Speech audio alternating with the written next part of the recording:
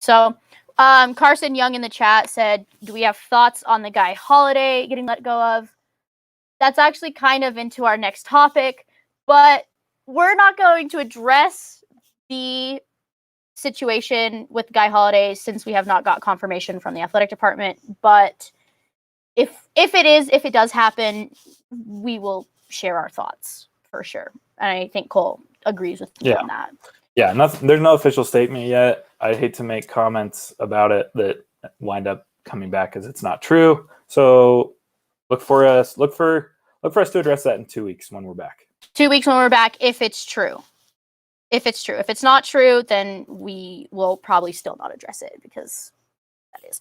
But Samson Nacua in the transfer portal, another blow to the Utah wide receiving room. So that leaves us with Enos, Dixon, Covey, Money Parks, Vele, Ute Dash, Mackay Cope. Samson's career at Utah, 45 career games, 8 starts, 82 receptions for over 1,000 yards and 11 touchdowns. The second Utah wide receiver to enter the portal, with BT doing the same thing a few weeks ago and landing at Arizona State. Here's the thing. I could see these guys having issues on staying with Utah if Jake Bentley was still the quarterback, because I think last year was very much a eye-opening experience that said, hey, Bentley doesn't like to throw the ball to wide receivers that much. He felt more comfortable throwing it to Keithy and Covey. That was basically it. And then running backs out of the backfield. But since Bentley's not here this year, I don't see why everyone's dipping at this point. If it is coaching, then we'll address it later. But, these are college kids. They're going to do what they want. They're going to do what they think is best for themselves. And, some of these guys want to play at the next level. And if they're not getting the reps that they need and the reps that they want, they're going to go and try and make those reps happen somewhere else. Is losing Samson a blow to the program? I would say yes, it is, because he was a good receiver for Utah. And it is kind of the same situation that I talked about when BT put his name in the portal 2 weeks ago when we had our last show. Is it sucks and it's terrible. And I'll talk about it on the next topic. I'm not going to completely start sounding the alarms now and start saying, oh God, Utah's doomed. Like, I'm not going to. You still have a good wide receiving core. And the thing is I think that this is showing me, at least, is there was always a lot of rumors that when Solo Enos was going to transfer. Like, wait, when is he going to transfer? Because Solo's not happy. I've heard Solo's not happy. He's going to leave. Solo's weathering out the storm. Now he is one of the guys that there's only 3 guys who have experience in this wide receiving room now. It's Enos, Dixon, and Covey. Enos is going to have a shot to be a big playmaker this year, and I think he's seeing that. And I think this proves, yet again, like, if you stay consistent and you stay determined and you stay locked into a program, your day will come and you will get a shot to make an impact on a team.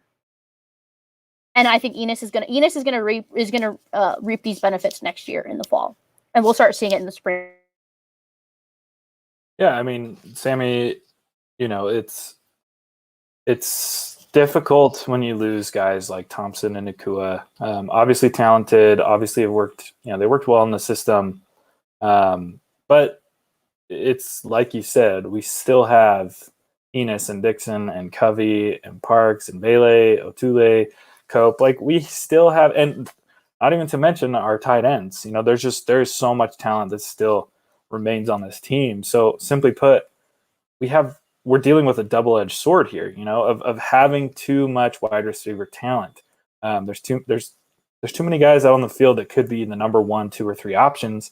So that puts guys in a position, like you said, to question their role, to decide to leave.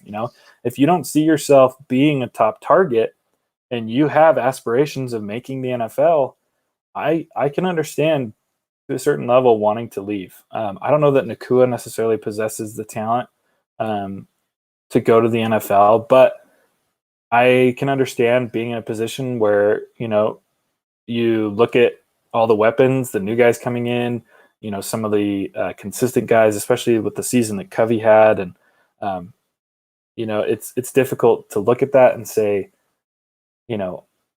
I'm a senior. This could be it for me with football, or this could be my last opportunity to make it to attract some NFL scouts. I just don't see myself doing that. And so, maybe they feel if they go somewhere else, they will be, especially with like Brian, with Thompson, I think he's the number 1 or number 2 wide receiver at Arizona State. And, I wouldn't be surprised if Nakua ends up at Utah State or, maybe BYU or something like that, and could immediately be the number 1 or number 2 wide receiver at either of those programs. So I think that's kind of what it comes down to.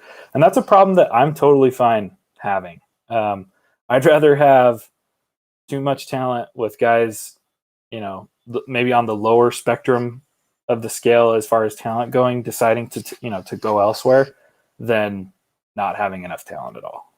And I understand why people make the argument, like, this is why Utah will never be able to land a 4-star wide receiver or something like that. It's because they never last. Like, I think you got to realize, like, I think fans need to still, like, understand that Utah is still known for being a smash mouth running team.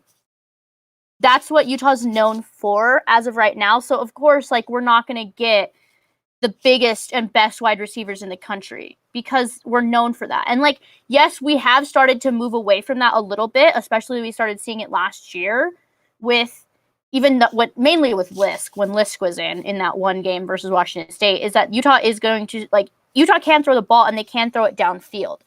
So I get that it's a concern that needs to be addressed with the, like, why we don't land top wide receivers and why wide receivers seems to transfer out of the program. But I don't think it's something that we need to, like, start sounding the alarms on, No. Having, like, in my opinion, personally, I would rather have wide receivers that we can develop and get to the level that we want them to be at and who are determined to be a part of the program. Like Solo. Solo is riding this out, and he's probably going to be one of the top 2 guys on this team next year. Look what we did with Covey. Yeah. Look what you do. Yeah. I would rather us have people, like, guys in the wide receiving room that we can develop and who will want to stay, rather than guys who are upset that they're not getting 1s and 2s reps and they're like a top 25, top 40 recruit, and then them dipping after 2 or 3 years. Right. Well, and to go back off what you were talking about earlier, it's like programs have the certain styles of play. And obviously Utah's offensive style recently, and I think what Coach Witt likes, is the running game. I mean, look at how many quality running backs have come out of the program and gone to the NFL over the last 10 years. Yeah. You have a lot. There's a lot. And they're guys that came into the program with potential, but I think our program has turned them into elite running backs. So that's just kind of our style. Whereas, I mean, how many quarterbacks has Utah put into the NFL over the last 10 years? Huntley and Smith. And that's it. Brian Johnson had a brief stint in the NFL, but it wasn't like... Well, and Smith was 15 years ago. So it's like our running game is our style of play. So you cannot expect to get the top wide receivers in the country when that's just not our style. It's not our style, and you need to be okay with that because we're still a great team. And the thing is Utah is changing their quarterback culture too. We're getting different style of quarterbacks. We're getting higher touted, like highly touted quarterbacks too. So we're getting these good quarterbacks into the program, and I think we're still growing in the Pac-12. Like, we've been in the conference for almost 10 years now. It'll be 10 years in June of this year or July. We're still growing. You're still learning. You're still trying to figure things out. Okay. Utah is finally reaping the benefits with it. Look at Peter Costelli, 4-star quarterback we just signed. We're getting to the point where we're getting 4-star quarterbacks. And I think that when you bring in 4-star quarterbacks, better wide receivers are going to see it. Right.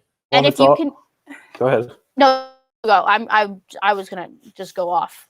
Well, I just think it's all about the development of the program. You came from the WAC, you went into the Mountain West, you got into the Pac-12. Like, we're stepping up those level of tiers, and when you step up those level of tiers, it's not immediate, but the development comes, and just wait to see what this Utah team is going to do over the next few years, especially with the incoming freshmen, the transfers that we've recently had.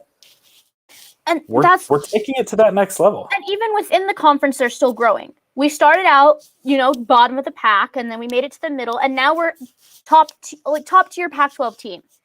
Okay, there's growth. There's going to be issues, and I still think we're in that growing stage. Mm-hmm. Like, have we made fully the jump to being one of the best teams in the Pac-12 year in and year out? I don't think so. Like, we have our off years still. Yeah. Like, this year, even though we ended the season on a high note, we did off year. We lost some games we shouldn't have lost, is what I'll say. And I just think, every year, we're not in Alabama. We're not going to be on the top of our game every single year. You're going to have issues, and you're going to have things arise. So. Right.